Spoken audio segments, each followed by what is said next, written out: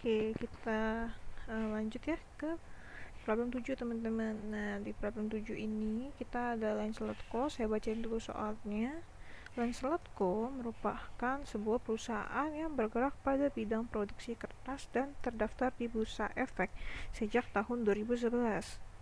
Perusahaan memiliki saham istimewa yang dapat dikonversi sejak awal tahun 2020 sebanyak 50.000 lembar, di mana setiap lembarnya saham yang dapat ditukarkan menjadi dengan 8 lembar saham biasa. Saham istimewa ini terbitkan dengan nilai par $350 dan memiliki rate 5%. Nah, di sini kita langsung lihat lagi yang diminta apa. Seperti biasa ada WANOS, basic EPS, diluted EPS-nya juga. Nanti dibulatin angkanya itu di belakang 4 angka di belakang koma ya. Oke. Nah, ini kayak problemnya sebelumnya, cuma memang ini tanggalnya itu gak serapih yang ini ya teman-teman ya. Ini saya tandain aja biar bisa kepisah nih, tanggal yang mana gitu loh. Ini kan ada beberapa tanggal ya, biar kalian gak pusing. Saya coba warnain aja gitu. Nah, di sini karena masih sama, kita mulai dari belakang. Berarti kita baca dari belakang dulu ya teman-teman ya. Nah, nanti kita lihat dulu, tapi ada nggak sih info mengenai jumlah lembar saham yang beredar di akhir periode? Oh, ternyata infonya di awal, tapi ini tetap aja ya infonya itu mengenai saldo akhir teman-teman. Jumlah lembar saham yang beredar di pasaran di akhir periode, walaupun ditaruhnya di awal. Oke. Nah, di sini pada 30 Desember 2022, perusahaan itu memiliki saham beredar sebanyak 8 juta lembar dengan nilai par perusahaan adalah $200. Nah, berarti di sini kita langsung masukin aja teman-teman. Untuk saldo akhirnya itu 8 juta teman-teman. Oke. Nah, tanggalnya ingat ya, bukan tanggal 31 Desember, tapi nanti kita lihat di bawah. Pada awal bulan Desember, perusahaan memutuskan untuk menambah 250.000 lembar saham biasa yang diterbitkan pada nilai par. Oke, nah di sini jadi perusahaan nih menerbitkan pada awal Desember ya, dia tuh menerbitkan tambahan 250.000 lembar saham biasa nih. Nah, kalau biasa kita nambah, ingat ya, nanti pas dihitungnya sebalik dikurang. Nah, ini tanggalnya jangan lupa kita masukin tanggal awal Desember ya, di 1 Desember 2022. Nanti perhitungannya kita taruh di sini teman-teman, karena aslinya harusnya kan nambah nih, kalau kita hitung mundur ingat ya berkurang. Kayaknya di sini 8 juta dikurang 250.000 dapat 7.750.000. Lalu lanjut, kita lihat lagi di 15 November ini berhubungan gak ya sama jumlah lembar saham biasa yang nanti beredar ini bakal berkurang atau bertambahkah? Coba kita baca dulu. Nah, ini agak berbeda dengan problem sebelumnya. Di problem sebelumnya nggak ada info mengenai saham yang dikonversi. Saham yang bisa dikonversi, kemudian dikonversi. Kan kalau yang sebelumnya kan cuma ada aja nih saham yang bisa dikonversi. Tapi di sini baru ada nih contoh mengenai saham yang akhirnya dikonversi beneran. Nih, setengah dari lembar saham istimewa diputuskan untuk ditukarkan oleh para pemegang saham menjadi saham biasa milik perusahaan. Kita mesti lihat dulu info mengenai saham istimewanya. Tadi kalau kita lihat saham istimewa yang dapat dikonversikannya itu adanya di sini teman-teman. Di sini perusahaan itu memiliki saham istimewa yang dapat dikonversikan sejak awal tahun 2020 nih. Jadi dia tuh udah punya lama banget. Nah, sebanyak 50.000 lembar. Di mana setiap 2 lembar saham ini dapat ditukarkan dengan 8 lembar saham biasa. Nah, di sini kita lihat ya teman-teman ya. Kira-kira berapa lembar yang bisa kita dapatkan nih dari hasil mengkonversi setengahnya dari 50.000 lembar ini. 50.000 lembar saham istimewa. Kalau kita setengahnya berarti nanti kita coba bikin perhitungan di sini aja deh. Nah, di sini ya. Jadi di sini itu 15 November tahun 2022 itu ada 50 lembar share capital preference yang convertible. Nah, ini kita jangan singkat deh. Share capital preference convertible. Oke, nah di sini kita punya 50.000 lembar. Lalu nanti kita tukarin menjadi saham biasa. Berapa kita dapatnya? Nah, di sini kan kita dapatnya totalnya 50.000 lembar nih untuk saham istimewanya yang bisa dikonversi. Lalu kita tukarkan menjadi saham biasa, tapi di sini dibilang setiap 2 lembar, setiap nih ya, kita pertama 5 kali 50% dulu, jadi kita tukarnya setengahnya dari 50.000 lembar.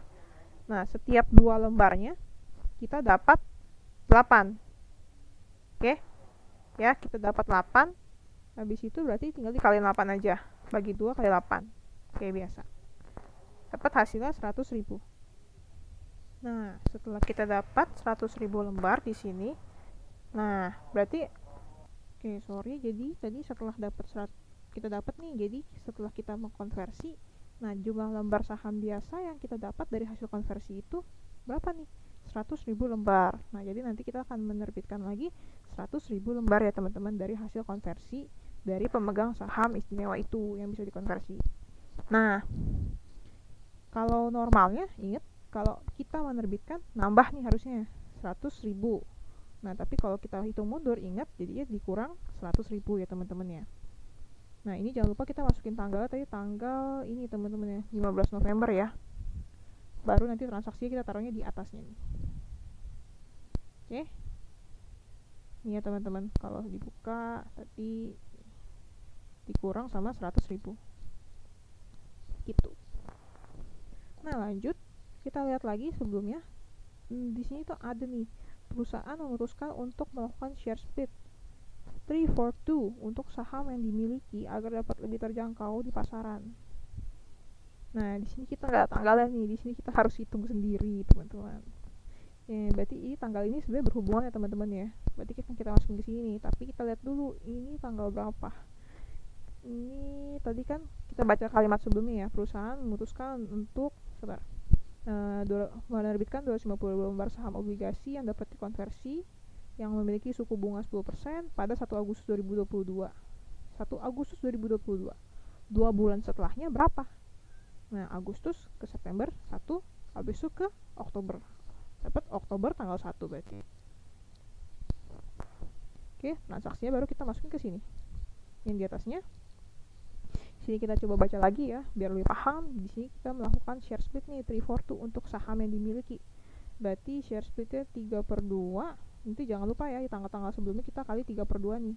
Tapi ingat, ini kalau kita mundur, hitungnya mundur, harusnya kan kali 3/2 nih untuk jumlah lembar saham.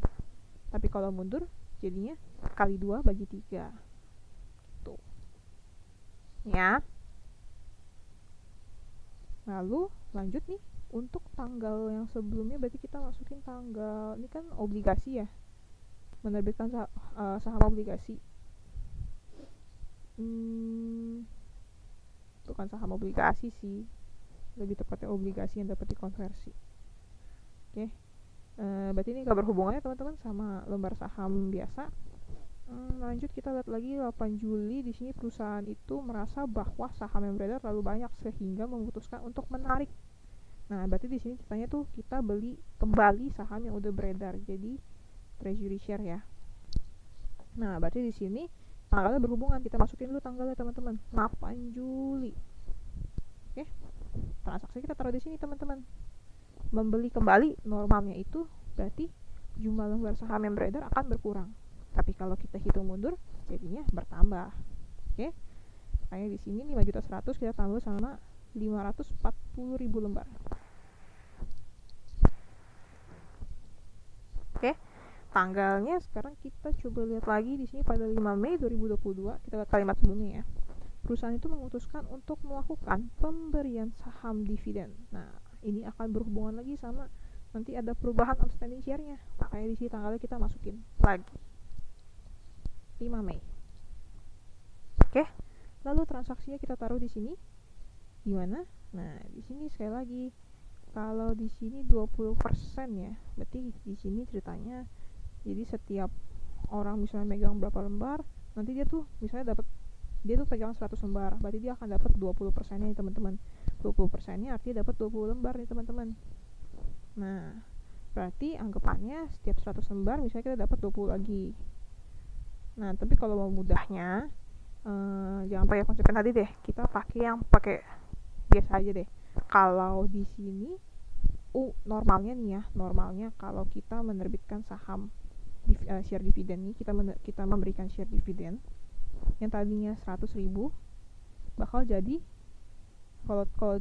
kalau kita nerbitin share dividen tuh bakal nambah 20%. Artinya kita kali 120% atau kali 1,2 ya, sama aja ya, dikali sama yang tadi nih, dapat 120.000 ya, bener ya.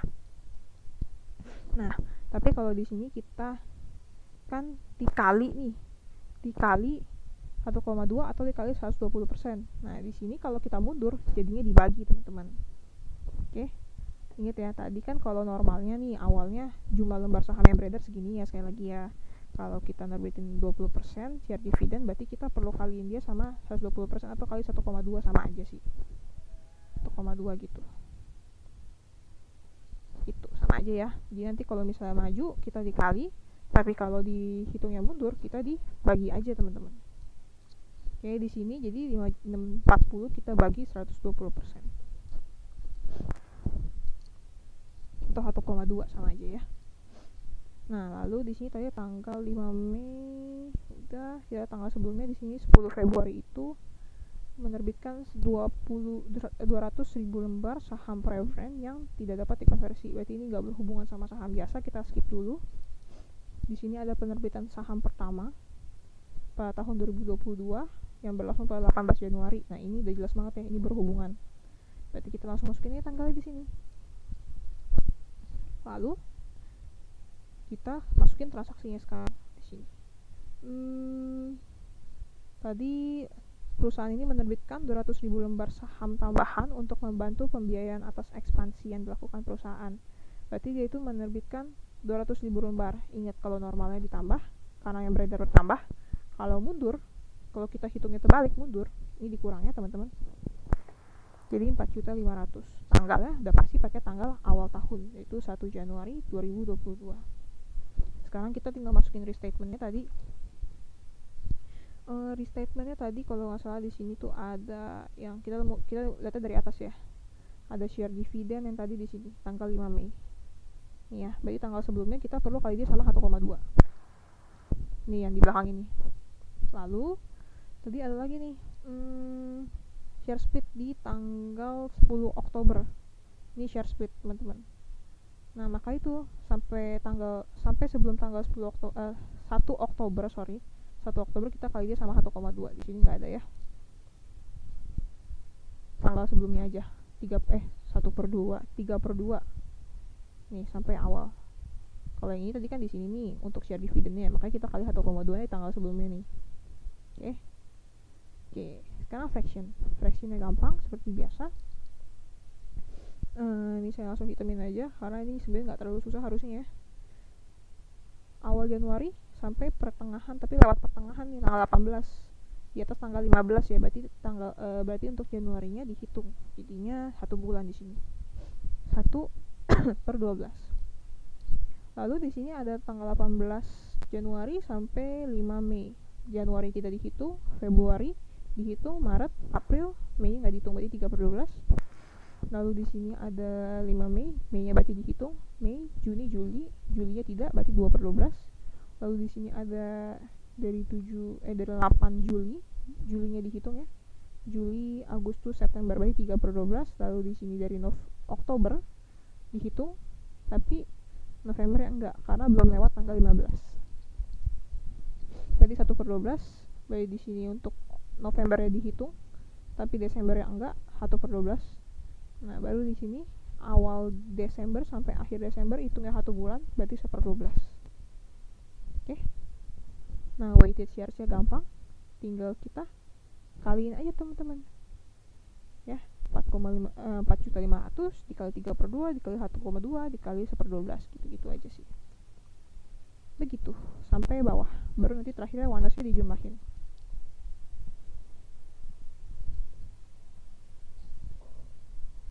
Oke. Nah, sekarang lanjut kita lihat lagi untuk mencatat net income-nya. Sekali lagi ini kalian langsung masukin aja nih untuk net income, interest expense from bonds of net of tax sampai bawah. Jadi kalian udah siap-siap aja formatnya gitu, biar mempercepat kalian nulis aja, nggak usah tulis panjang-panjang gitu, tinggal tulis isinya aja berapa. Di sini laba bersihnya itu 15 juta, Ingat ya, laba bersih. Artinya udah net of tax. Langsung kita masukin aja 15 juta. Lalu di sini interest expense from bonds net of tax. Kita lihat tadi ada bonds di sini di tanggal 1 Agustus ya teman-teman ya. Perusahaan di sini menerbitkan 250.000 lembar saham obligasi, masing-masingnya $50. Oke, itu baru kita dapat nilainya. Kita kaliin 250.000 dikali 50, dapat nilainya, baru kita kali suku bunga untuk mendapatkan interestnya. Oke, jangan lupa kita kaliin sama apa? Fraction dan juga taxnya. Maksudnya net of tax. Jadi kita harus kaliin dia sama 80% karena di sini pajaknya itu 20% ya. Ini kita coba lihat lagi benar atau tidak. Benar ya, atau cari nilainya, baru kita kali 10% untuk mencari kemudian bunganya berapa untuk ke tahun. Tapi jangan lupa kita net of tax dulu. Ya, taxnya 20%, berarti di sini itu kurang 20%, di 80% kita kaliin tuh sama yang tadi. Lalu di sini ada 5/12, kenapa? Karena di sini dari 1 Agustus, September, Oktober, November, Desember, 5 bulan. Jadi 5/12. Oke. Sekarang untuk number of bonds converted ya. Langsung aja kita lihat di sini obligasi ini diterbitkan pada harga par dan setiap 10 lembar obligasi dapat ditukarkan menjadi 5 lembar saham biasa. Jadi setiap 10-nya dapat 5 untuk saham biasanya. Oke, tapi jangan lupa dikali sama apa? Fraction. Lihat ya. Setiap ini kan jumlah lembarnya nih, kita bagi 10, setiap 10 lembar dapat 5 lembar, lalu kita kali fraction. Dapat, jadi hasil 52,083. Kita lanjut ke preference dividend convertible. Preference dividend convertible tadi ada di convertible. Tapi ingat ya, setengahnya udah kita tukar, jadi tinggal 25.000. Nah di sini makanya di sini saya ituin, dividennya dulu ya, dividennya dulu. Tadi di sini kan saya biar gampangnya kita ini deh, jangan langsung 25.000, kita 50.000 dikali 50% dulu ya, karena tadi kan setengahnya, biar kalian tahu asalnya dari mana gitu. Jadi di sini tadi kan kita punya 50.000 lembar, tapi udah ditukar, ingat ya, sudah ditukar. Baru kita di sini kaliin dia sama apa? Kita kaliin dia sama parnya nih untuk dapat nilainya, total nilai dari preference share yang masih beredar, yang convertible ini. Terus baru abis itu setelah kita dapat nilainya kita kali sama rate-nya, rate untuk dividennya. Dapat di sini hasilnya 437.500. Ingat, tidak dikali tax dan juga tidak dikali sama fraction. Lalu di sini kita lihat dari hasil konversi 25.000 lembar ini, kira-kira kita itu bisa dapat berapa lembar ya? Nah, kita bisa dapat berapa lembar? Di sini 25.000. Jangan lupa kita bagi 2 karena setiap 2 lembar dapat 8. Jadi setiap 2 dapat 8. Ingat, kenapa kita tidak dikali fraction di sini? Karena di sini kita sudah dimiliki sejak awal tahun 2020, teman-teman. Jadi nggak perlu dikali sama fraction. Oke. Sekarang dividen dari non convertible yang preference non convertible preference share. Di sini tadi ada di sini 15 November, setengah dari lembar saham bukan ini.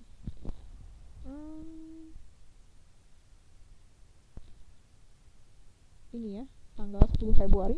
Di sini 10 Februari ini perusahaan ini menerbitkan 200.000 lembar saham preference yang tidak dapat dikonversi dengan nilai par 300 dan memiliki rate 2. Kita cari dulu untuk nilainya. Nilai si preference share-nya berapa? 200.000 lembar per lembar 300. Berarti kalau kita mau cari nilai untuk 200.000 lembar, kita tinggal kali sama 300 kali 200.000, baru kita kali dividennya berapa, kita kali sama 2%. Ya, 200.000 kita kali 300, kita kali 2%. Dapat 1.200.000, lalu kita mau cari number of option converted seperti biasa, masukin ke rumus aja. Nih ya, harga pasar. Tadi tunggu, kita lihat dulu dapetnya gimana ya, nggak ketinggalan tadi.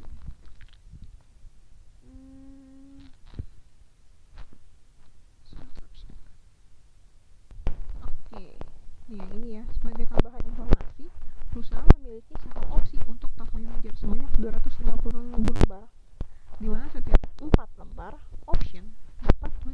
dua lembar saham biasa. Oke, dengan harga $80.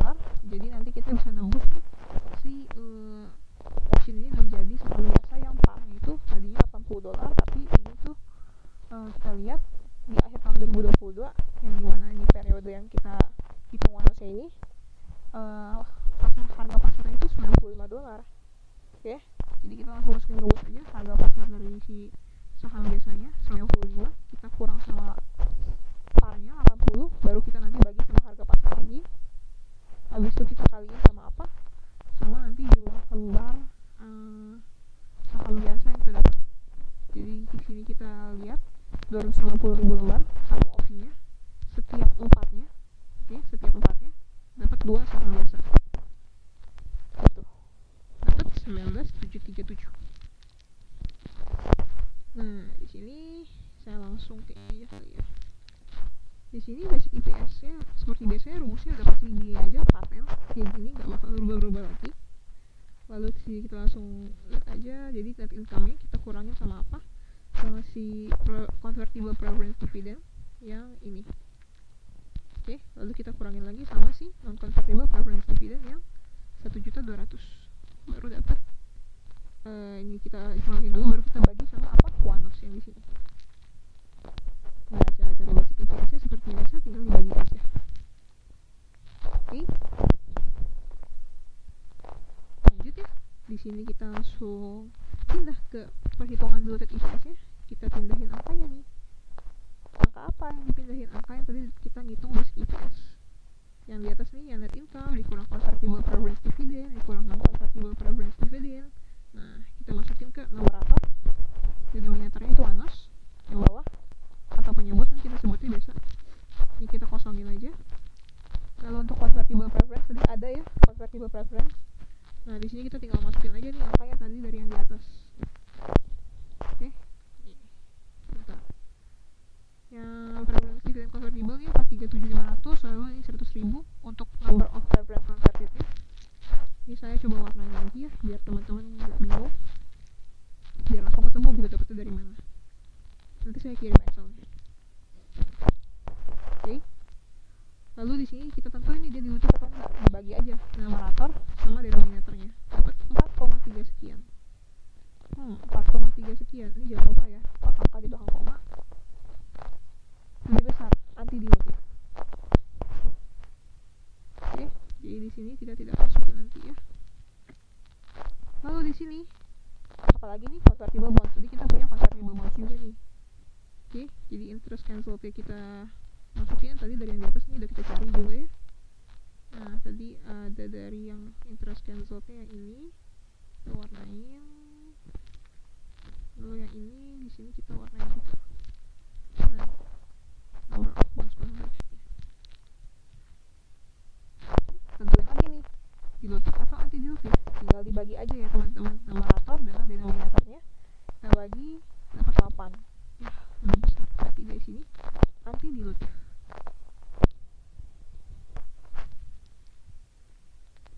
Oke, sekarang tinggal share option.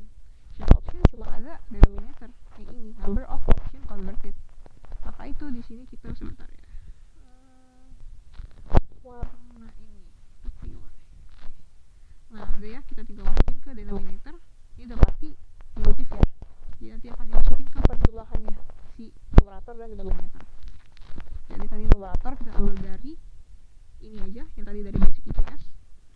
Lalu di sini kita ada dua ya, karena tadi ada share option. Dari yang basic IPS dan tadi share option kita tambahin aja, dapat 8 juta sekian. Ini enggak ya teman-teman, karena di sini anti dilutif, sekali lagi enggak masuk ya. Nah, terus di sini tinggal kita hitungnya diluted IPS-nya. Dapat dari mana? Dapat dari numerator dibagi dengan denominator, atau pembilang dibagi dengan penyebutnya. Dapat 1,653317. Ini jangan lupa kita 2 angka belakang koma aja. 4. Oke, berarti ini udah sampai sini aja, tapi tadi sedikit saya jelasin lagi ya. Nah, mungkin teman-teman bingung nih, kenapa yang ini tuh gak dimasukin ke sini. Kenapa? Karena kan dia non convertible teman-teman ya. Dia tuh bukan termaksud dilutif securities. Jadi dia itu nggak bisa kita masukin ke nanti perhitungan diluted IPS, karena kan dia nggak bisa dikonversi menjadi saham biasa.